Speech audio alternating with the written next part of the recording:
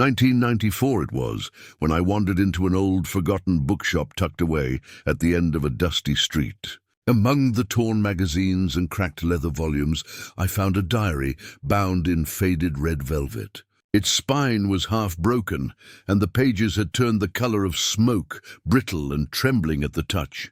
I opened it, and there on the first page was a hand, delicate yet unsettled, its writing slanting unevenly as though it carried a weight too great to hold steady. What I read inside was not a tale of romance nor of adventure, but a confession, a recounting of something so grim that my breath stiffened. It was the story of a plantation and of the women who ruled it with elegance by day and cruelty by night.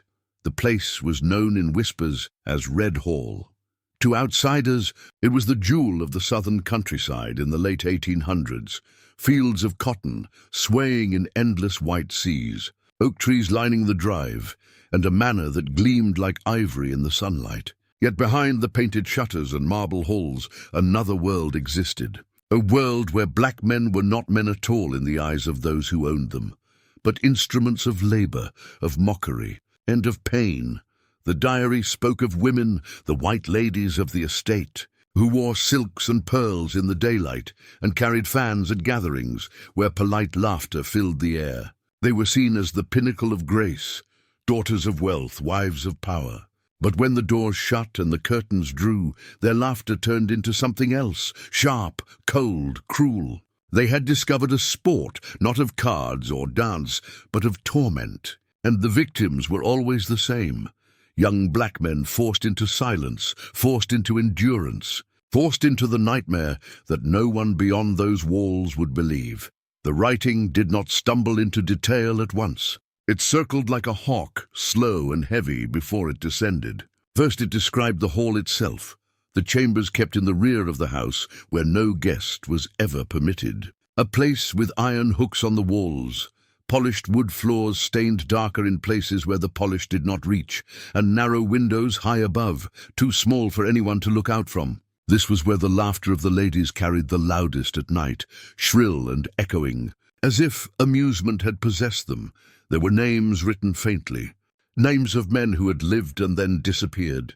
Some were marked with dates, but most with nothing but a single phrase, taken down to the room. The diary told of how they were chosen, not for strength, not for rebellion, but at random, sometimes for a look in the eye, sometimes simply for being nearby when boredom seized its hold.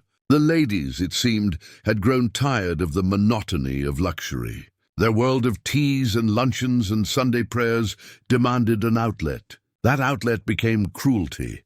One page described a summer evening when cicadas hummed outside and the fields glowed under the moon. A group of women gathered in the hall, their dresses gleaming white like ghosts. They called in 2 men from the cabins, men who had worked since dawn, their bodies heavy with sweat and exhaustion.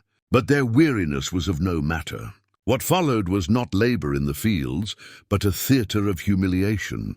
The women ordered, the men obeyed, and any hesitation was met with lashes not from overseers, but from the delicate hands of the mistresses themselves. Their laughter rising with each strike, the diary grew darker with each entry.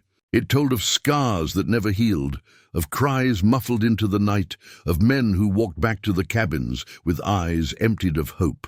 Some never returned at all. Their absence was explained away with lies, runaways, sickness, accidents. But the truth, the diary claimed, was buried within the walls of Red Hall. And yet what chilled me most was not the cruelty itself, but the ease with which it was carried. These were not monsters in appearance.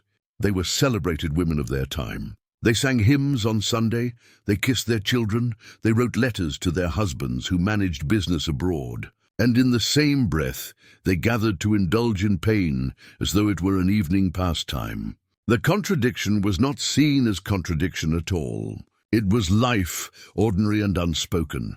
The diary ended abruptly. The final page was smeared, the ink running down as though wet with tears, or perhaps with trembling hands spilling ink in haste. It spoke of one man in particular, stronger than the others, who refused to be broken.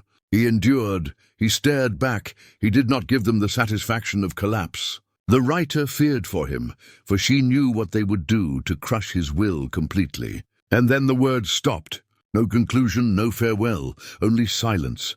I closed the diary and held it in my hands, feeling the weight of it. Outside in 1994, the world bustled with cars and neon signs and chatter on sidewalks. Yet in that moment, the cries from a century ago seemed nearer than the street noise beyond the shop door. History, I realized, was not something sealed away. It lived in the soil, in the wood of old houses, in the whispers that lingered even when voices were gone. And in that diary, it lived still, refusing to be forgotten.